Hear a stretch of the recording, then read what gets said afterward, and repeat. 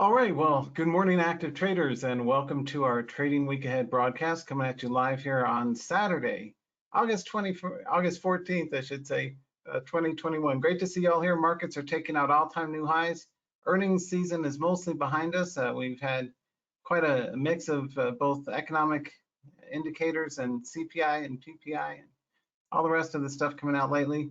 What we want to keep an eye on is what's next, what's headed up next. So we've had recent commodity strength in gold, weakness in oil, and weakness in the VIX. And if you take a look at our S&P, you can see we're currently in this 4450 to 4500 region. What I'm looking for next week is to see if we have sustained volatility to the upside, because the market is continuing up, so we're going to still be long bias, but it's a fragile market, and any negative headline or any negative sentiment may cause weakness. What I've been seeing last week is weakness in the Russell and weakness in the NASDAQ. And so for that reason, our inverse instruments like TZA, the Russell inverse, have been going up, and others. So one thing to keep a careful eye on next week, as we always look for, is reversals in the VIX. We're currently getting near that 14 support level. You can see the VIX has been going down unsustainably for quite some time, which means the market has been going up without nary a break for a very long time, and it's getting in the overextended frothy area. Of course, we've been saying that for weeks now as the market goes up, so we still maintain a long bias, but a cautious long bias, because we're at a key inflection point in the VIX. The VIX is getting down near support. I'm looking for a recovery of the VIX over 16, and we'll see if it breaks over the moving average 18 later as well. But anyway, do keep an eye on the VIX. Support is right near 14, and that's a annual low. So if this bounces, things like our inverses will go up as well. Anyway, let's take a look at some charts,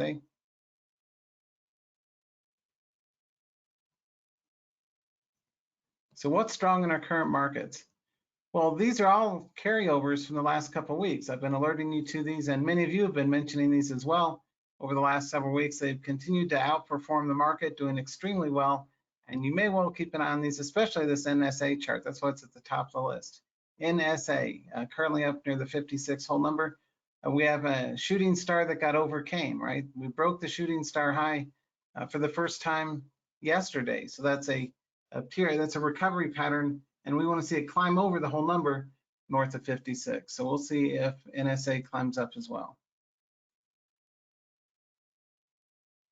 Let's blaze through these charts. I'm not going to take a lot of time on them other than to mention them and bring them to your attention.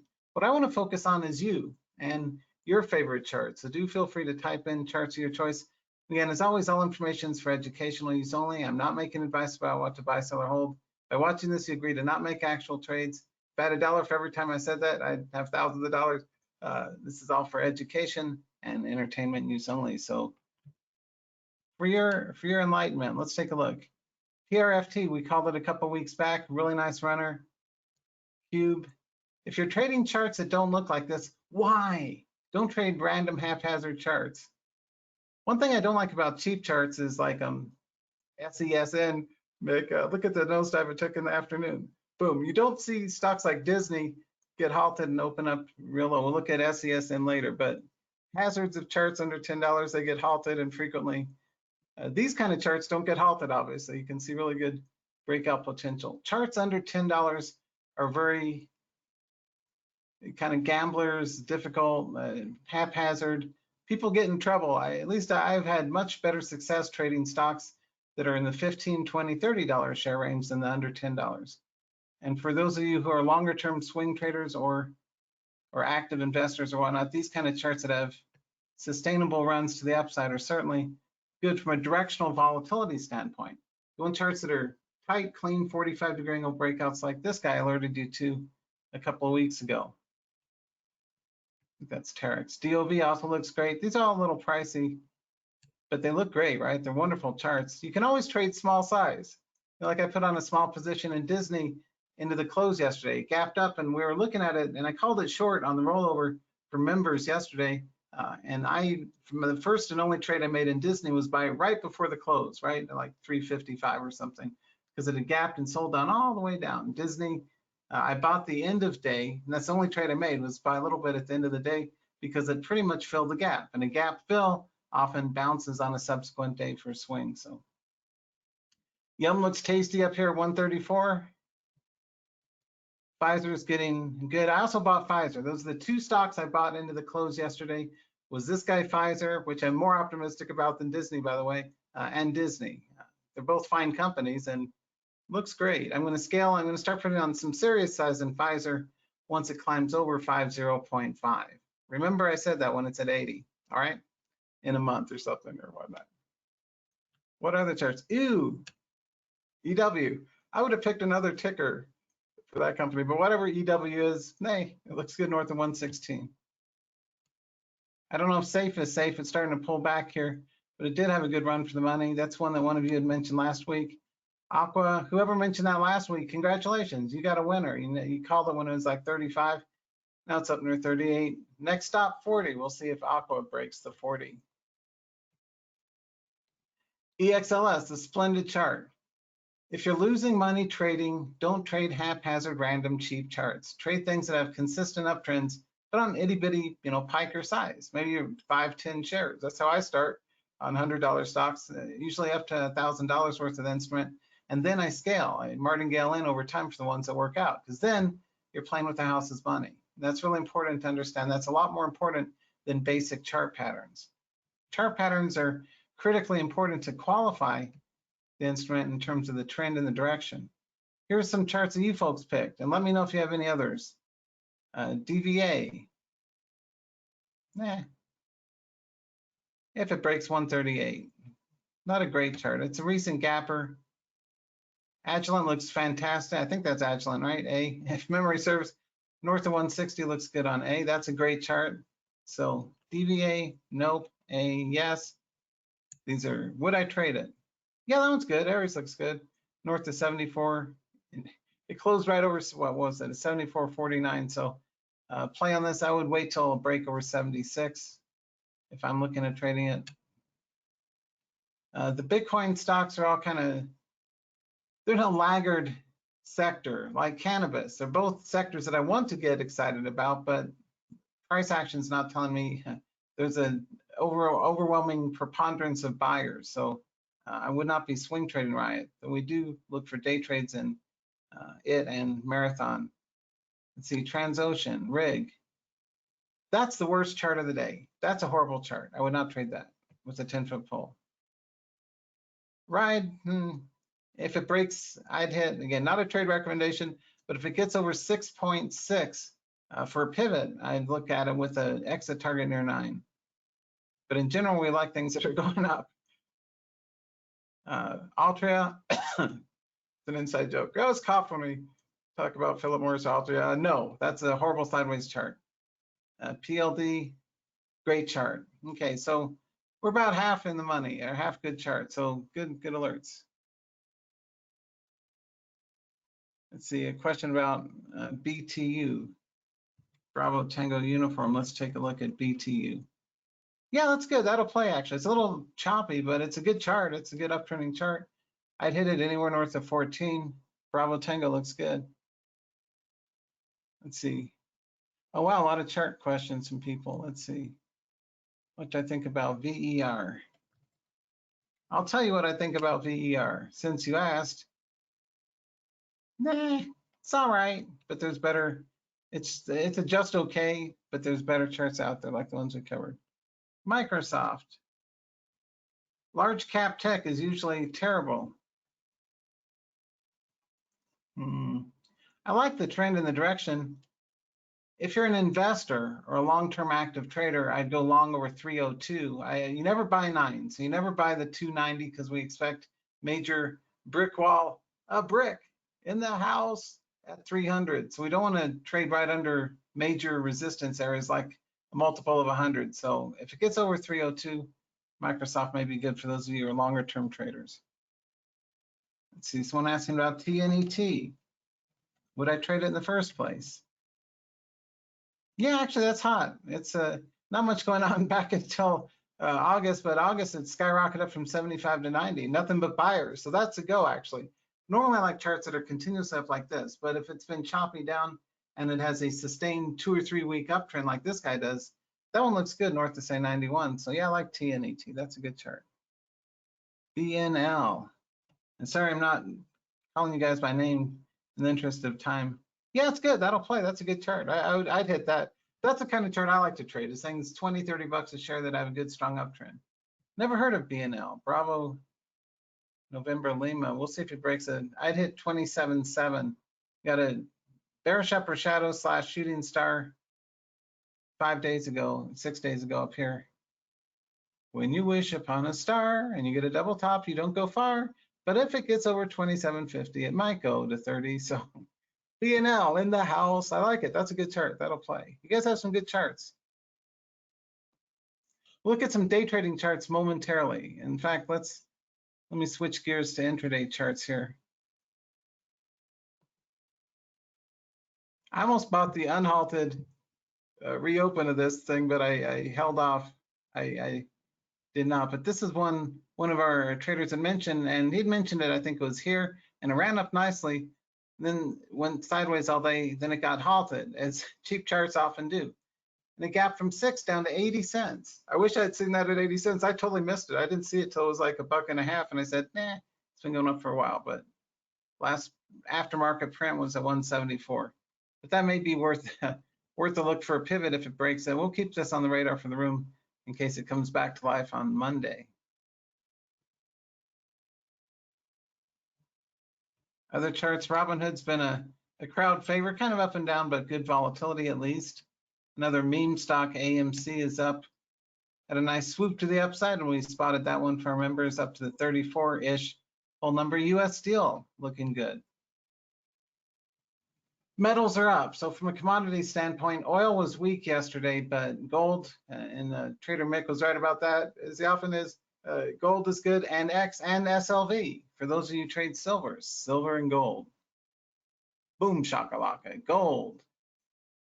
It's up. Keep an eye on gold if GDX over 33, right? And silver is also poking its head up nicely, even better than gold. So silver may be a good commodity play, whether with the ETFs like SLV or other ways that you may trade it.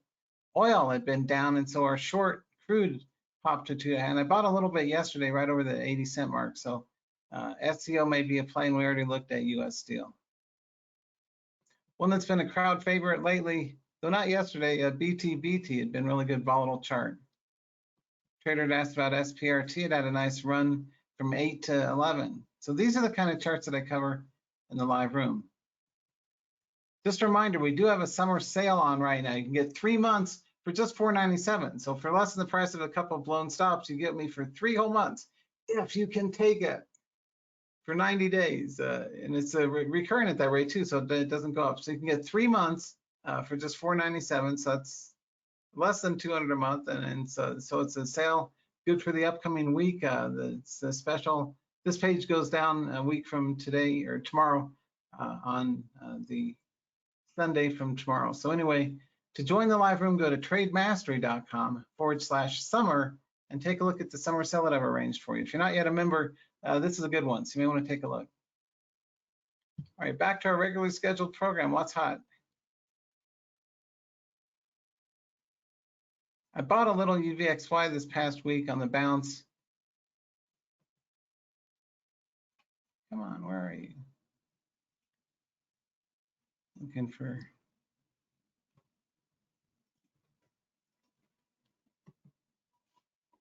UVXY showed some relative strength. Yes, it never did take out new lows after an initial drop in the morning. So UVXY I bought a little bit because it had a nice swoop to the upside. It's still in a downtrend, so it's still a catch a falling knife speculative play.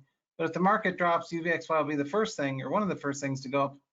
We had good relative strength this past week from the inverse house side of the house with things like TZA. All right.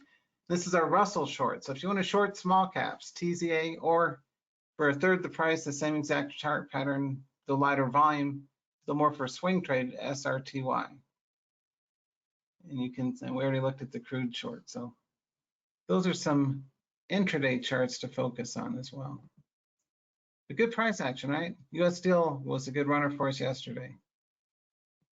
If you look at the daily with reopening plays or infrastructure plays, I do expect that Freeport, FCX, and X will, and Nucor, NUE, and Cliffs. So your steel and your copper maybe good equities to get into, especially as they take out new highs next week. So X, I'm trading, I'll be trading this one up in new highs over the 30 if it breaks. All right, other charts, let me know. What do you guys have? So we looked at BNL.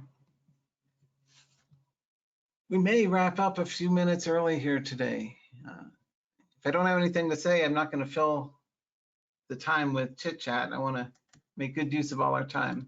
And it's Saturday in summer. SE, that's an uptrending chart, but it's not worth. I would not trade it because the range is no good. It's very expensive. It's a choppy uptrend, so nope. Sierra, ECHO, nope. Nike, let's see if Nike's going to just do it. NKE. Yeah, Nike, wow, that's good.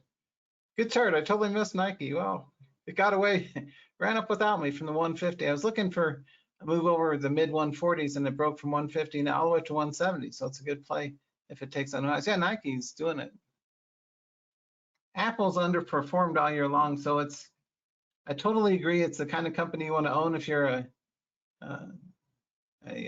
investor or active investor. But for swing trading, the range isn't great. But it's a great chart, though. I like Apple north of 150 too. So, and not a trade recommendation. I like Pfizer as one of my favorite large caps for next week because of the recent volatility. Pfizer's finally broken out to new highs. I thought it was going to do so a long time ago when they announced the coronavirus vaccine. It didn't. It just kind of chopped around the 30s, right under 40. But Pfizer is a really good candidate for breakout to the upside. And to answer a trader's question, a stop on that would be at 47. So if I scale in over 50, which I will, at that point I'll likely tighten it to 48. But for right now, here and now, if it loses 47, that's where I would trail a stop to answer trader Wendy's question from earlier. See a question from a buy on Palantir. Let's take a look. I like PLTR for day trades. We've covered it repeatedly this past week, and it's in my core list. It's no good for swing trades though, right? Charts that go sideways, don't swing trade them. Charts that go up consistently, strong and long. So we want to play those. Salesforce. CRM. An outstanding company, but a horrible chart. Not enough range. For $250 a share, I want a much cleaner. See, if you're trading charts like that and not doing good, charts like that are superior, right? This is an A+ chart. That other one may be a C-. So company's great, but chart, don't confuse the growth prospects or the viability of the company with whether or not it's good for an active trader, right? Things that are good for investors, like your Amazon and your Apple and Caterpillar and other things, those are all great, and healthcare sector instruments are all great for investing and for long-term, like 4, 5, 6 month type trades. But that's not what we cover. We like things that are good for the next week or 2 or 3. So with those, you really have charts. You really want to focus. What I teach traders in the live room is how to focus on both day and swing trading charts that have much stronger directional volatility, because we want the odds in our favor, right? So we want charts that are easy to trade. See what else? DraftKings.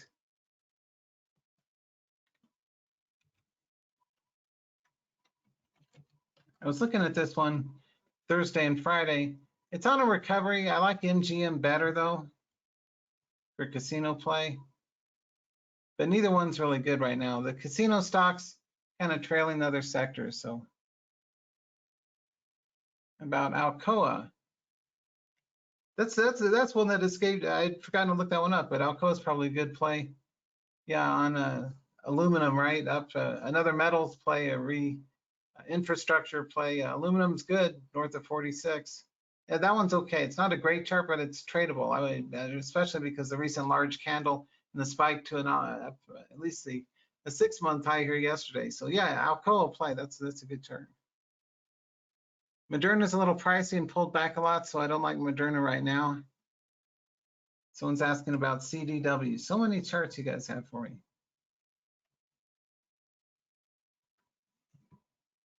A good chart. Yeah, that one's healthy. I don't have any violent objections to it. It's worth a shot over 202 or so. always use a false breakout filter. We don't go long right over the 200 because that's where the dumb money, the public money, people who don't know how to trade get in right above the obvious breakout.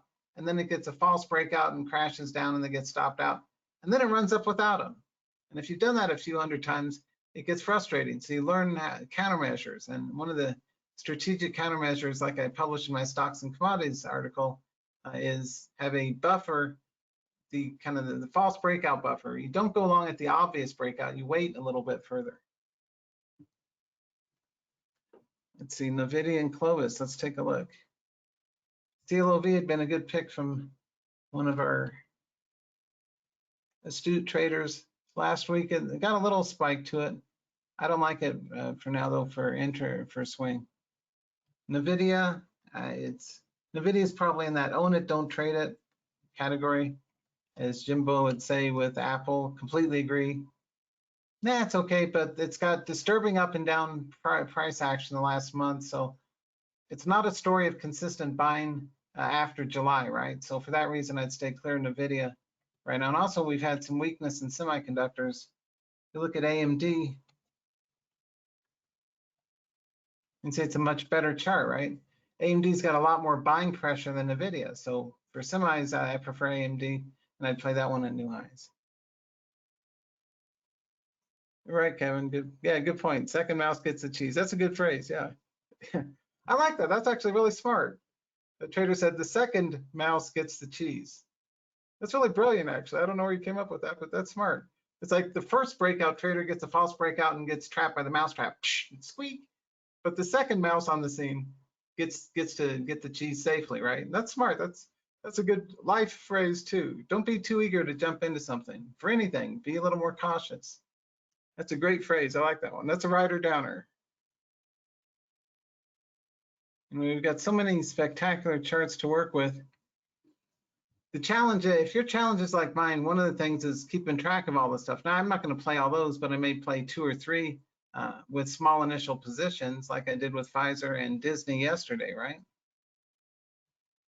My one play in Disney was to buy the end of day because it gapped and I called it short. I also had a long trigger, which never hit, but we had a short trigger as well, which did hit in Disney. Now that looks like a completely underperforming sideways choppy chart. That's not great. But if you look at the intraday, gapped up here. I called this short. I think it was 186.40 was a short call for members yesterday in the live room. Personally, all I did was I just bought a little bit here right near the 181 and a half, right near 181 into the close. The gap filled all the way to the prior day's high, and often that's a good support level. The closer you get to that support, often you'll see the shorts get squeezed and they'll cover out when you get to a key support level. That'll be the start of a bounce, and then a speculative bounce traders come in long. So I would expect a bounce out of Disney, the mouse house sometime next week as well. Yeah, Mira, the second move, good point. Hey, Edward saying, I like your point on fake breakouts can bang on the money in my opinion. Yeah, I like the second mouse idea, getting the cheese as well. Yeah, that's smart, I like that.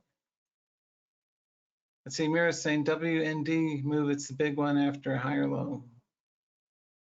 Margaret wrote that down. And D-Dog, okay, let's take a look at D-Dog and WND.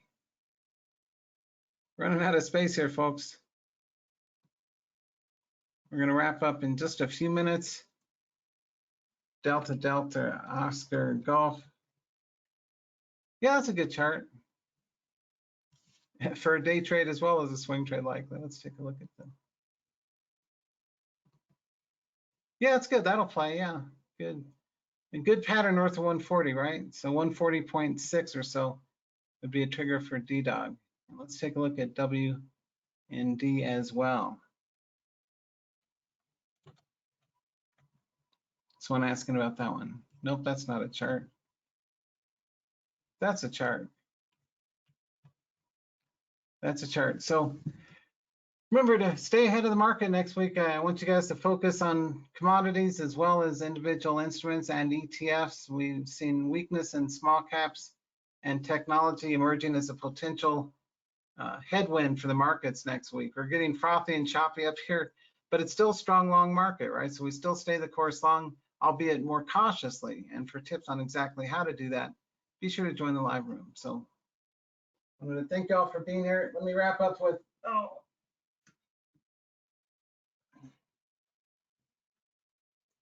just a little more tenor. And if any of you have any questions about the live room, post them now, because that's going to be my next email with answers to commonly asked questions. Like one trader had asked about how much coverage day versus swing. Most of it's day trading, like 70–80% day trading, 20% swing. That's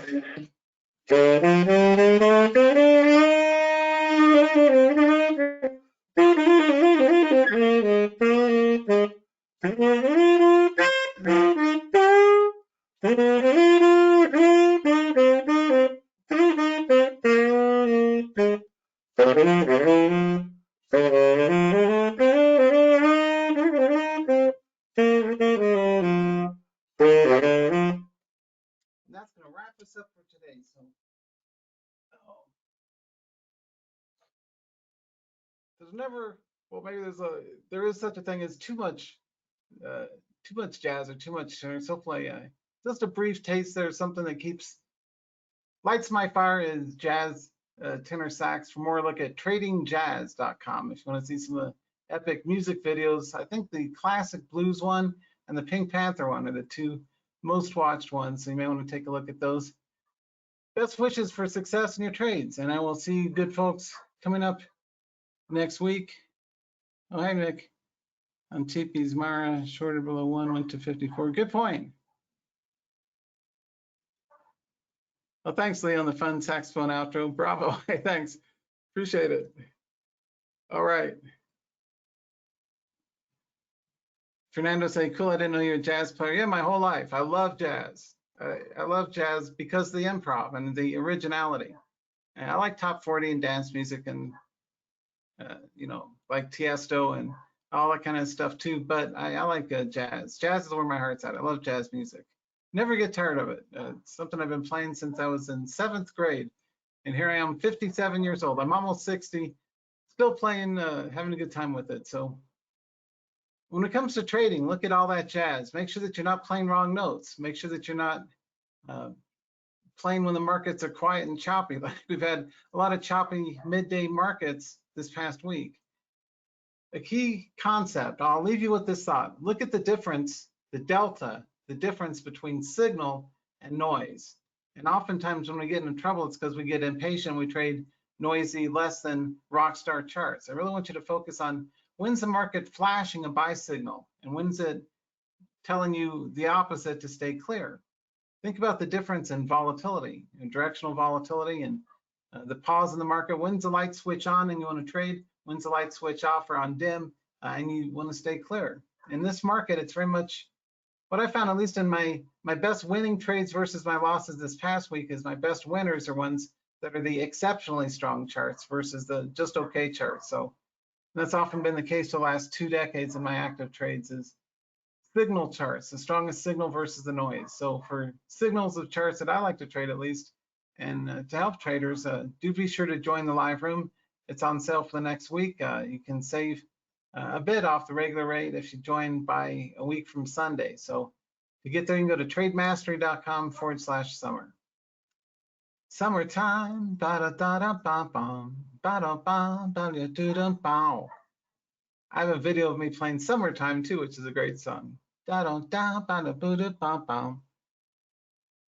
And Moondance too. I had a colleague of mine that took me to karaoke, and he sung it a lot better than I did. But he's Jason. He was a motivation for me to take a shot at Moondance.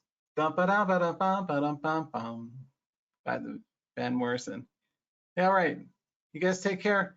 Have an outstanding week ahead, and be smart about things. Stay focused on the best charts, and I wish you the best in your trades. I'll see you folks next time, and trade well. And let me know, would you like to see me continue to play a little bit of saxophone here and there? It's something that stands out. It's different. I don't know any other trading educator that is a jazz musician. There are probably a few out there. But would you like to see me continue to play a little bit of saxophone? Maybe not every week, but now and then. If so, type in yes. And if not, you don't have to type in anything. Oh, thanks, Lee, Hernando, Farrell, William, Steve, Jason, me and Bill, right? William, Jana, Dan, Mira, Fernando, Ian, Margaret. All right, thanks, Robert. So you guys like the saxophone, so thanks, I appreciate it. I promise not to play too much. This isn't a music session, but to spice things up a little bit and put a little bit of cool in our trades, think about a little bit of jazz. I like John Coltrane, my favorite horn player, and Sonny Stitt and Charlie Parker. Anyway, you guys take care. Have a good day. Trade smart, and I will see y'all next time. Thank you so much for being here. I sincerely appreciate you taking a bit out of your time. Echo stop. That's my alarm from my Amazon device telling me it's time to wrap up. So right on time. You guys take care. You're the wow, big turnout today too. Thanks to all of you for making this part of your Saturday. I look forward to seeing you in the live room come Monday morning once you join. So do go ahead and join now. I won't play saxophone during the live room, but I will give you great calls. All right, we cover specific entries, specific exits ahead of time. So you got plenty of time to follow along step by step with the alerts. We got lots of smart traders like Mick and Felix and Wendy and Barry and Roger and so many live room members that also post outstanding picks that I cover as well. So, well, thanks, Walt. Hey, you too. Oh yeah, I was going to take a look at these.